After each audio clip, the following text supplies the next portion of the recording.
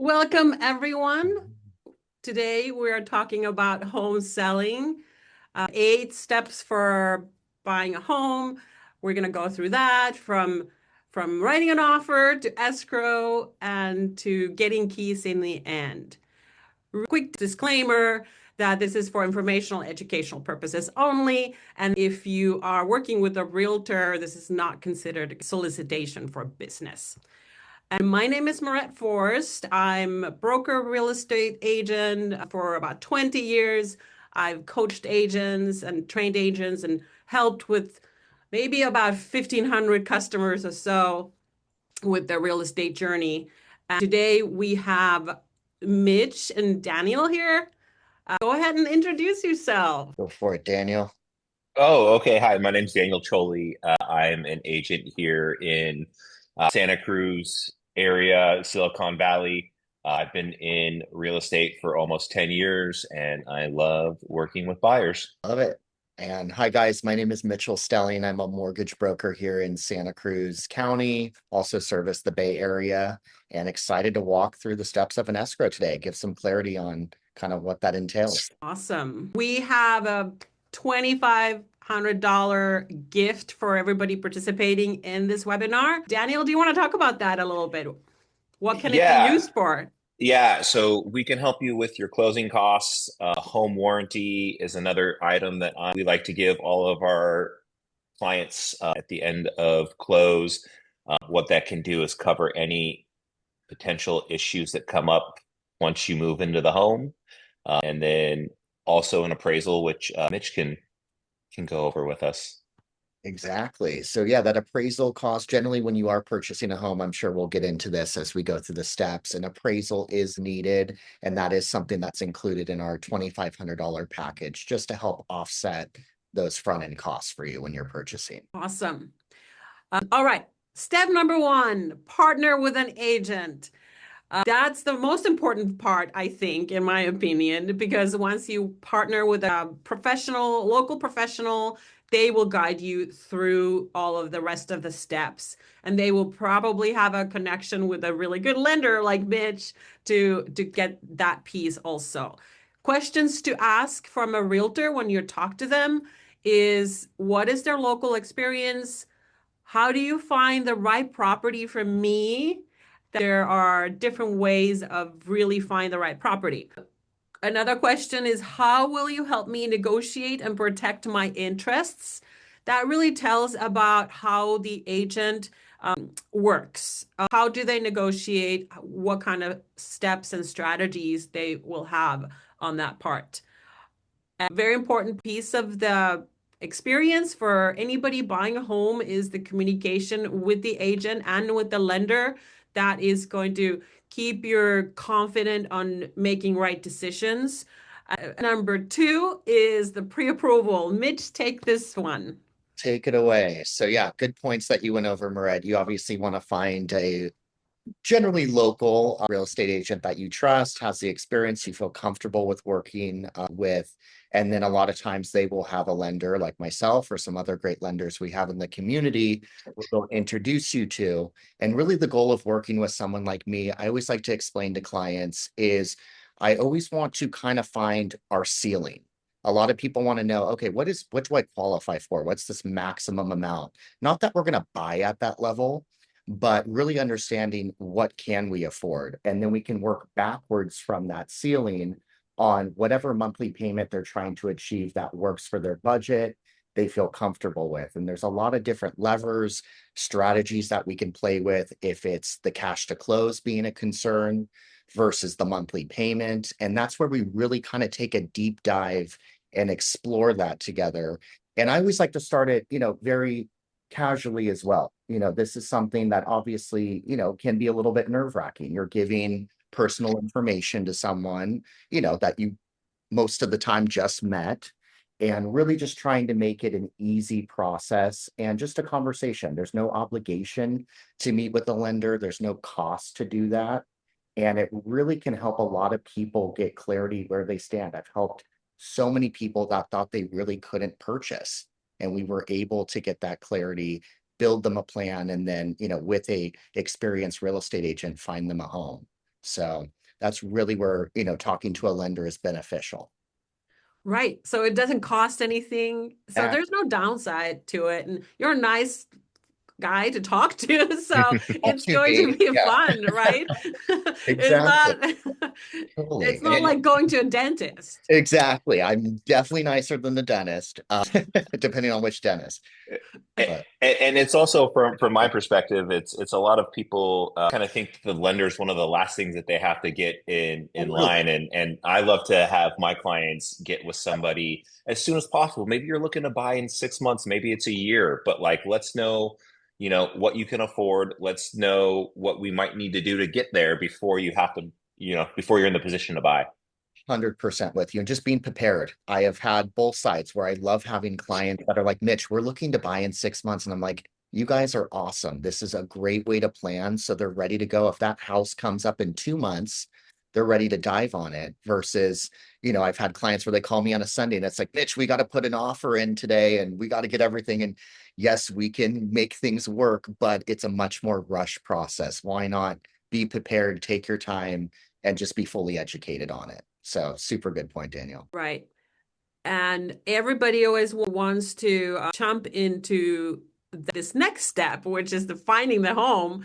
And this is where everybody wants to go first, right? They start Yeah. looking at homes online and they're like, oh, that looks cool. Oh, I can picture myself in there. All of those type of things come to mind. But actually, this should not be the first. Yeah. maybe start here, but then go back into the step 1 and 2. Daniel, how do Yeah. you find a home for your buyers, for first-time home buyers? Yeah, so there's lots of ways like you touched upon earlier. There's the MLS. Oftentimes people will reach out to me after they, saw something online or whatnot. The way I like to work is kind of start casting a wide net and then narrow it down, right? Especially if you're a first-time buyer. Uh, there's the wants and needs list. Is there a specific neighborhood you want to be in? How many bedrooms do you need? Commute time, single story versus multi-floor, condo, townhome. I mean, just kind of all the different things of what you're looking for. And then, kind of scheduling home tours is the next step. Uh, I like to go in kind of different times of the day and just, experience the house and see what's there. And then the game that I like to play when working with people is if we're looking at, say, 4 or 5 houses at a time, we start with one, then we go see the second one. All right, cool. Which one won? Okay. Oh, you like the first house better? Okay, we'll cross off number 2. Then we'll go to house number 3. Okay, which one do you like better? And then that way, just kind of gamify it and then just narrow Mhm. down your exact needs and wants of what you're looking for. So even if we don't see it that day, then me as your agent would know, like, okay, they really like this style, this type of house. So we're not even going to worry if something completely separate comes up. That sounds like a TV show. Yeah. I know it sounds fun, Daniel. It's, we Yeah, have where some, you we have, like, I can picture it like a screen that's split and has this one and this one, and then there's like a clock ticking and like, yeah, and then one of them is slashed out and yeah. Home buying doesn't have to be that stressful. I like to have a little bit of fun in the process. Totally. yeah. And then we comes to the offer. So once you find the perfect home, then you kind of need to sit down and look at all the information. And there's a lot to the offer there's more to it than just the price. There are different terms that are part of it, which is purchase price is one of them. And it's important for people not to get stuck on that because also for sellers, there are different factors that are important to them. So a good agent finds out what the seller needs are as well. They will call that agent and find out what they need because it is Mhm. an agreement together. And then it comes down to down payment, earnest money. That is where you want to talk with your lender. We have included and excluded items and contingencies and timelines that are also important. You want to touch on the down payment a little bit, Mitch, or how Yeah, how do you want to do that? definitely. I definitely want to touch on down payment as well as earnest money. I don't know what you guys experience, but a lot of new buyers that I talk to, a lot of people don't know what an earnest money is, and explaining that, a deposit, good faith deposit, when you do have the opportunity to go in contract on a property. And what that means is that your offer has been accepted, and how quickly that needs to go in. And that's where I kind of step in, with the agent, of course, and explain this to the client because let's say your money's in some investments that you're going to be liquidating, and this deposit on the home you're in contract on is due within 3 days or sometimes a shorter period of time. We just want to be prepped and plan, hey, these deposit monies are coming from this account. We don't want to be delayed on that because that could, I think, be a concern in the view of the seller if you are late getting your earnest money deposit in. So that's definitely a big one. Touching on down payment, this is definitely stuff we like to plan for, ahead of time, as well as the time of making the offer, figuring out, what's the down payment that we think makes the most sense for them. Different down payments affect pricing of mortgage rates that you receive, as well with, different terms of programs. And the one thing I always like to say to clients is when we write the offer with a specific down payment, if something does shift and we need to change that, as long as we can get approval on the loan by doing that, we have the option to do that. And some people, I've worked with in the past, I thought, hey, the down payment, that's the amount that I'm stuck with if that's on the offer. And that can be changed if need be after the fact. So just to touch on those two items. And then contingencies, you guys can talk about, those as well. And I have a few parts of that I can add on too.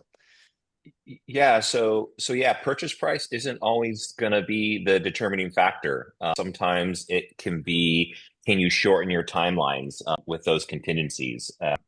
Right now, there's kind of three big contingencies in the home buying process that we look at. There is your investigation contingency, there is your appraisal contingency, and then there is your loan contingency. Can you shorten those up? Can you remove any of those? In terms of timelines and closing date, maybe the seller needs a week or two after the close to, kind of move and get their stuff out. If you can offer those things, it might put you as a buyer in a better position. The other thing, included and excluded items. Sometimes sometimes sellers want to leave their stuff. So if you're like, hey, I'll take that, patio table out there, or hey, get rid of this hot tub. Like there's certain things that you can kind of sweeten the pot with by either taking on or, making it easier on the seller side. Totally. Right. I've And definitely. then depending on how competitive it is, if there's other people interested at the same time, if it's been sitting on the market, lots and lots of different strategies that you could go in.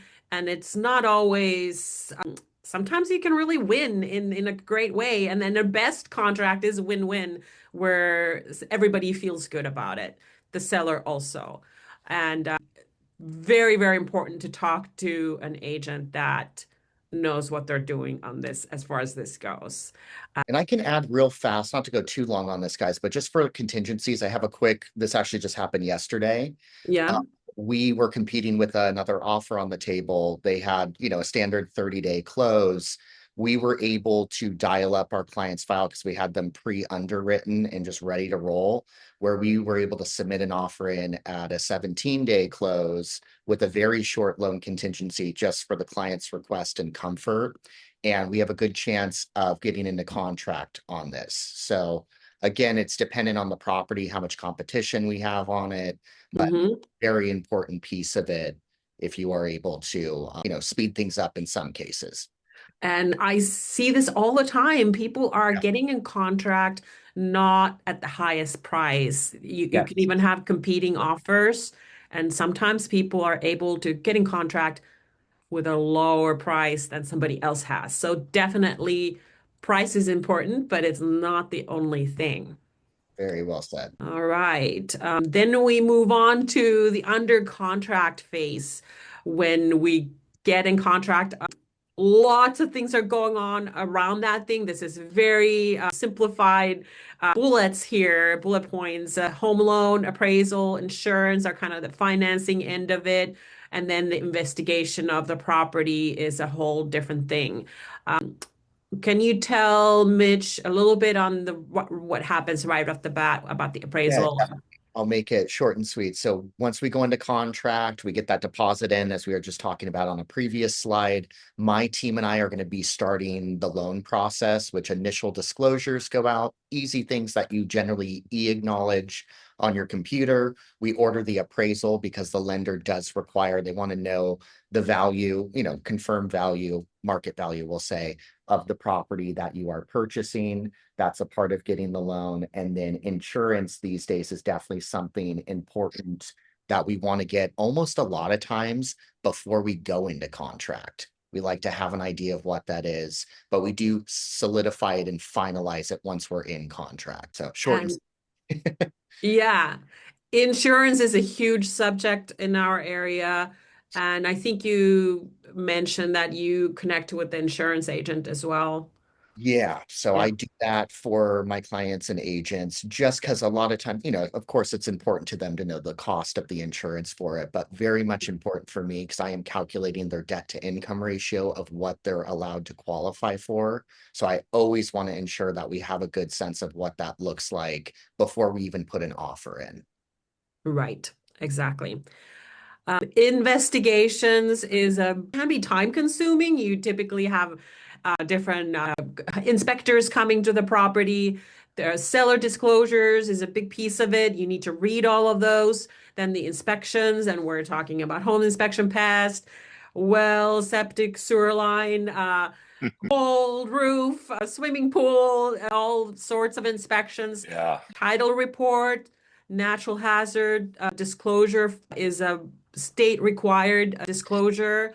Public records is something that's good to look at. There's lots of information there. And then we have local disclosures. Each county, each municipality has their own point of sale ordinances and different rules. Santa Cruz County has several of those. And then HOA documents is a huge piece that are several hundred pages when you're buying a condo. Every buyer should really look through all of that, but the agent is there to really point out any red flags buyers should know about. Yeah. Daniel, how do you handle the inspections part? Yeah. So a lot of times currently, sellers will do some of the inspections beforehand. So that's nice for buyers. It saves them a little bit of money. As an agent on the buy side, I am trying to mitigate risk, right? So like you touched upon, it's looking at red flags. It's letting them know kind of what's going on and making sure they're comfortable at the end of the day moving forward on this property. Uh, there's some things that we can get around or some things that we can deal with. There's some things that we can't, but just really just kind of educating the buyer on kind of what's going on and if they're okay moving forward or not. Exactly. And then after all of that is done, we remove contingencies. And it's really just important to understand that the ball is in the buyer's hands at that point. The buyer needs to feel comfortable moving forward. It's their decision entirely. Um, Daniel, you want to share a little bit about negotiating credits and repairs? Yeah. So oftentimes when we're buying a house, it's not going to be perfect. It might have some wear and tear. It might have some things that needs done. When we're negotiating credits or repairs, oftentimes the strategy I take is to get a seller credit from the seller to the buyer, meaning that, if there's $5,000 for repairs as opposed to having the seller fix it beforehand, you as the buyer are just going to get that credit. So then you can just take it on when you move in, which kind of allows you to control who you're hiring, what's going on, and stuff like that. I had an instance early in my career where I myself had to go and seal a driveway because the buyers were expecting the sellers to do it. Sellers didn't do it. So there I am on a Thursday night sealing a driveway. Yeah. So really, it's all about, getting that value from the seller to the buyer so you guys can move forward and kind of get in your home. And one thing that I have seen sometimes is when you get estimates for repairs, and then they might add up to quite a lot of money, where it's like a 10,000 for this or 1,000 here, a couple hundred here, and then you add all that up, and then you're like, well, this is, we need to take this whole sum out of the purchase price. However, that does Yes. not work like that. The home value is separate from the repairs that are needed in there. Those are two separate things. So even though we can ask for credit sometimes for certain things that are important for the buyer, for them to be able to move in and all of that, it is not the same thing as the market value of the Yeah. property. You can't just And, deduct it out of that. and without getting too deep into the weeds here, sometimes it's better for the buyer to receive a closing cost credit or a credit for repairs than it is to discount the purchase price. Yes. Daniel. Exactly. Very good. Get ready for closing. So once the contingencies are removed, that happens in writing. You'll remove them one by one or all of them, whatever the situation is. And then that's kind of the time when you're committed to moving forward and closing the deal. And after contingencies are removed, you are at risk of losing the deposit that's an escrow. That is kind of one of the big steps that happens during the escrow. After that's done, then you kind of go into second phase, a different phase on the whole process. And getting ready for closing, you're going to be buying this. It's just a matter about getting all the paperwork done, making sure your lender gets all the final documentation. Lots of times they have little odds and ends that they still need for that. You need to do a final walkthrough and review the estimated settlement statement that shows all the monies coming in and going, coming from the loan, all the fees from escrow and loan fees, lots of different line items on that document. And it's extremely important to understand what all of those are. So we like to give the buyer that estimated settlement statement early on, so all the numbers can be understood, and ask questions if there's anything that's not, it doesn't make sense, or because there's a lot of line items there. And then sign off is scheduled typically by the title company. And that's the loan stack, which can be this thick of loan documents. I'm scaring everyone because I'm just saying like so much stuff in there. But the main thing is you have a person that's can walk you through all of that and knows that what's in there for you. And then you need to arrange for down payment, arrange for movers, arrange for utilities, lots of things like that. Mitch, Daniel, do you want to jump in and share anything on this? Yeah. So the big thing, the final walkthrough, basically, it's kind of your last chance, sort of, to walk through the property prior to close. Make sure no broken windows or no crazy scuffs or whatever. You just want to make sure that the house you think you're buying is the house you're buying. So it's sort of your last kind of go before we close to make sure all the ducks are in a row. Totally. And then to kind of piggyback on what you stated, Maaret, about the estimated settlement statement, totally agree with you. Making sure that that is reviewed ahead of time before you're sitting down with title and escrow at your signing. Even if you need to call your lender, go through it with them ahead of time. I always want to make sure clients fully know that inside and out before they sit down at title and escrow. Just so they're prepared. I don't want it to be their first time when they sit down with the escrow officer to sign that.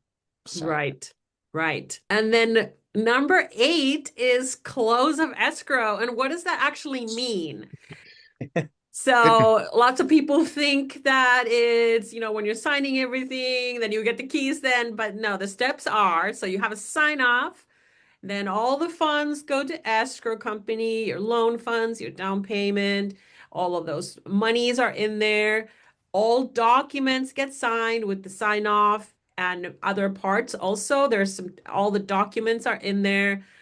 And escrow officer determines escrow file is complete, and they say, okay, now we're ready to record. And so what they do is they release the file to be recorded at the county the property is located at.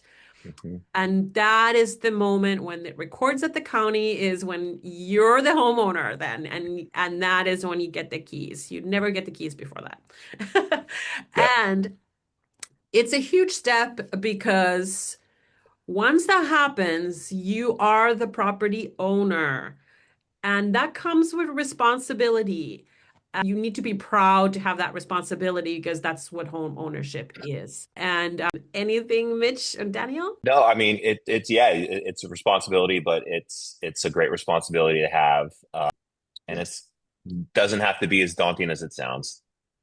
exactly. We'll support you through it. And then one thing I'm going to add real fast at the end is when you do become a homeowner, let's say this is your first home, meeting with a great tax professional to make sure you understand the tax benefits of owning a home. Because a lot of people don't fully understand that, and it can really help offset the expense of owning a home. So I always like to link up clients with someone that can walk them through that, licensed to do so.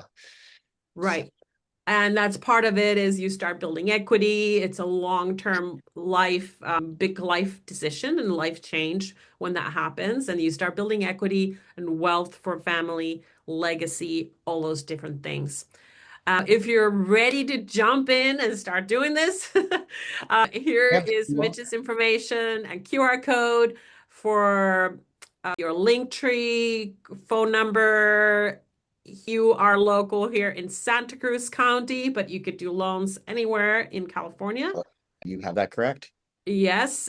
And Daniel, any last words from you? Why should anybody call you to if they want to buy a home?